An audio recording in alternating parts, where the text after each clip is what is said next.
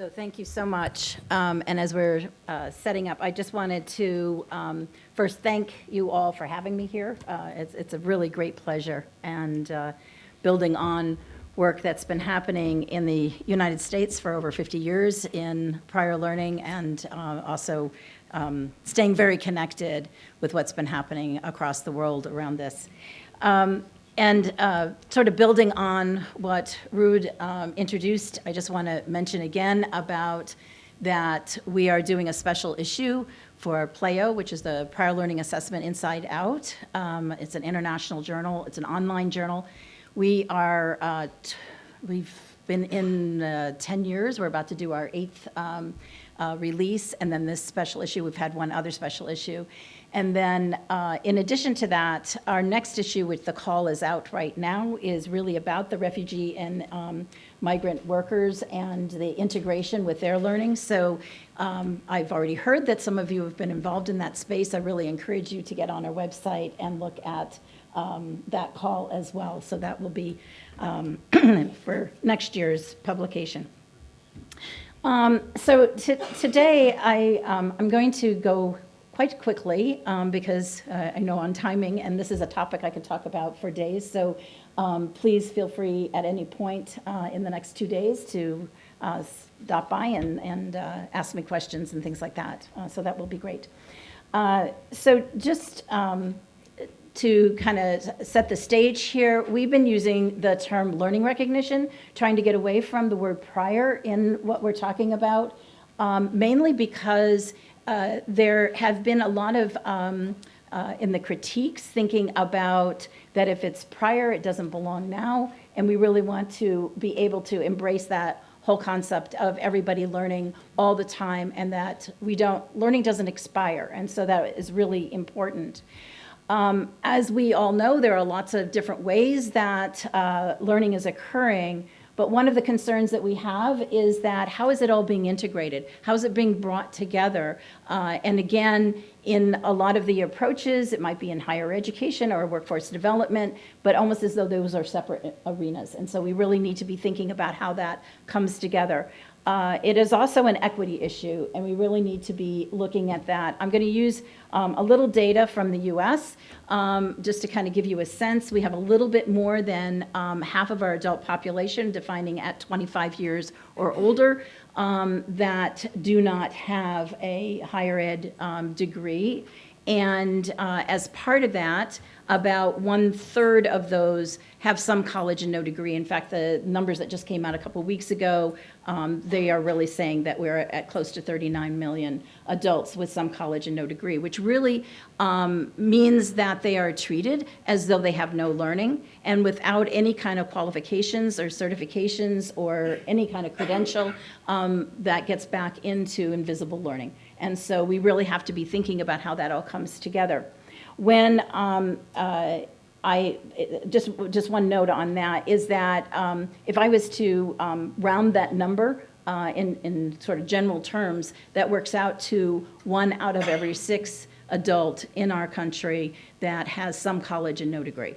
So that becomes pretty shocking when you think about anytime you're gathering 1 out of every 6 people.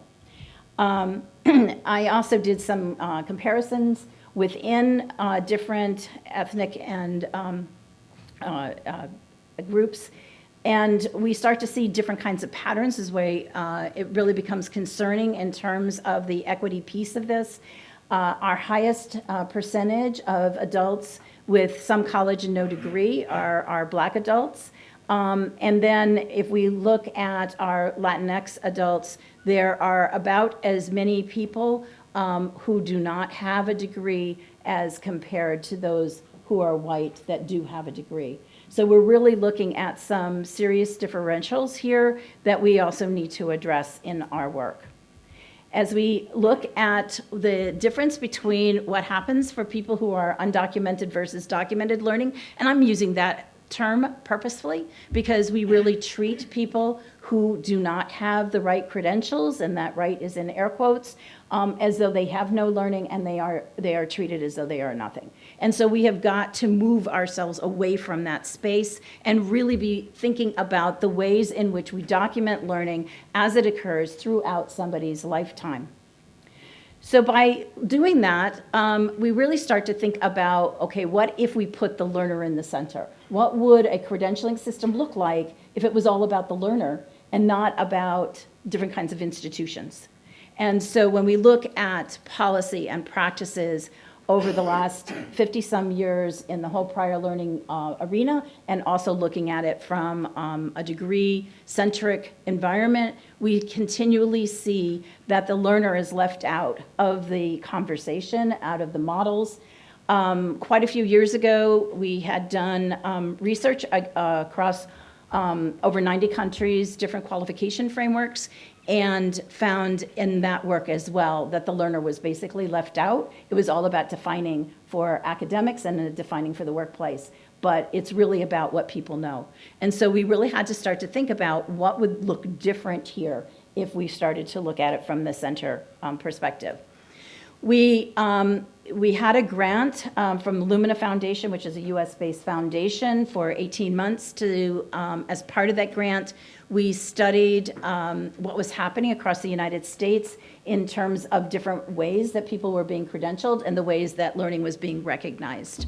From that, we created a model and applied for, and we're just recently got a US Department of Education grant. It's a $3 million grant to take our model and start to really take that much further. There are 3 areas of the grant. One is this rapid prototyping. We have 3 states that are involved, Colorado State, North Carolina, and New York. And across those 3 states, we have 21 higher education institutions that are part of this project. The goal is to create 90 different incremental credentials, which is what the term that we're using for all the different ways that we can credential people, so that we think about it in incremental ways. I will speak to that a little bit in just a second. The second part is it is a research study that is the main emphasis from the U.S. Department, and we want to look at both the feasibility of this framework as well as looking at the learner outcomes when they engage in incremental credentials. The third part of that is we do have funds to really do a lot around messaging in order to make sure that everybody who's involved really are aware and have thought through the ways in which to use incremental credentials with that, as well as a website. In terms of our rapid prototyping, I just looked up a few minutes ago to see, how many we really had going at this point. We have 35 different credentials that are in process right now. The main areas are in business, education, healthcare. Then we have some things like food and beverage, IT. We have a couple in veterinarian technicians. So there's a wide variety as we start to really look at the way we're doing that. So when we talk about incremental credentialing, we really are talking about all the ways that we can credential people's learning, but really bringing that together in a unified way of thinking about it. So again, trying to think about all the different ways that people bring into their learning, thinking about the kinds of workforce learning and credentials that are coming in there, and integrating it into the higher ed system, and also bringing the higher ed system kinds of credentials into the workplace. So really trying to think, how do those things really come together? Those smaller credentials that could be, we've already heard people mentioning around micro-credentials, badging. There are lots of different ways that people can be recognized for their learning, and that fits into the systems in many different locations. So we're looking at literally non-credit to credit, undergraduate to graduate, workforce, and higher education, and bringing those all together. So our framework that we're using right now has 6 approaches. This is these 6 approaches were identified in the initial research that we did, and I'm going to mention each of these in just a second. But again, it's looking at the learner in the center, but thinking about what are the different ways that we can purposely start to credential learning and thinking about how that all fits together. So our 6 areas that we have identified, the first one we're calling, the whole project's called Credential As You Go, so of course all of these have as you go on them. So the first one is Learn As You Go, and this is really about upskilling, reskilling, and thinking about it from professional development. It may be in inside higher ed or outside higher ed, but thinking about it from a skilling perspective. The second one is Add On As You Go, and this is really about specializations, building upon learning that has already taken place, and again, might be in the higher ed sector or in industry, but really thinking about how people can be noted for their specializations. The third one, Stack As You Go, there's a lot that's come out and a lot of people talking about how credentials need to be stacking. This really is talking about that the ways in which the credentials are designed, that they're designed into a larger learning pathway, and again, integrating workforce learning and higher ed learning together and bringing that forward, that thinking about it from a big picture. How does this all fit together? How do we become very transparent to the learners about how what they learn can be addressed in many different credentials? The fourth one is called Transfer As You Go, where in that design, it is purposefully designed also to be transferred from one institution to the next. We also have some cases where they're looking at the same level learning, but that is a cost sharing. So maybe one industry or higher ed is offering learning in a certain area, and that another one will be able to share that learning and accept that along. The fifth one is called Partner As You Go, and Partner is really, again, integrating the workplace learning. We have many examples for actually quite a while where we've been doing evaluation of workplace learning and integrating that directly into a degree pathway. We also have good examples of where people are preparing for the workforce and developing and gaining those credentials in the classroom, and then they're already ready to go. The idea here, though, is that the learning is both embedded and connected, and so it's a very important piece of this. The sixth one, we're calling Retro As You Go or Retro Award As You Go, is that when we think about those 36 to 39 million adults in our country that have some college and no degree, that to leave them unrecognized is actually a fault of the system. When you have that many people who have attempted to gain certain kinds of credentials and have not acquired them, means that we have failed them in some way. And so it really is important to be thinking about how do we go back and be able to recognize that learning and formally credential that learning so that it is not lost. So integral to this and in the very center of the model is really looking at external and prior learning. We really are talking about this, and there are so many different forms of, as we look across the world in terms of how we use language here, we're trying to capture everything, in a few words, which, always is a hard thing to do. But as part of that, what is really important is that we see fundamentally that the learning that has been acquired either through work or through life experience or all the different ways that people can learn, that becomes formally recognized, it gets sealed into a credential so that people don't lose it. And as part of that it fits into the framework becomes extremely important. It is center to the framework. And so as we're working with the 21 institutions in this project, they are all looking at how to look at prior learning or learning that's taken place outside of the institution and really thinking about how that gets incorporated into the credentials that are being developed and become formally recognized. This is a big problem, is if what we've seen over I mean, I've been in the prior learning field for 30 years, and so as I start to look across what's been happening, especially in higher education, that people will be assessed for their learning, and then it doesn't really fit into anything. It sort of just sits there and it gets disappeared. And so what's really important here is that we start to think about how to make this very core and to the center of what we're doing. And so the prior learning in this whole model is very embedded in the center. It could be credentialed all on its own. It could be credentialed as part of a workplace learning credential, or as a part of academic learning credential, or the whole thing could become a credential.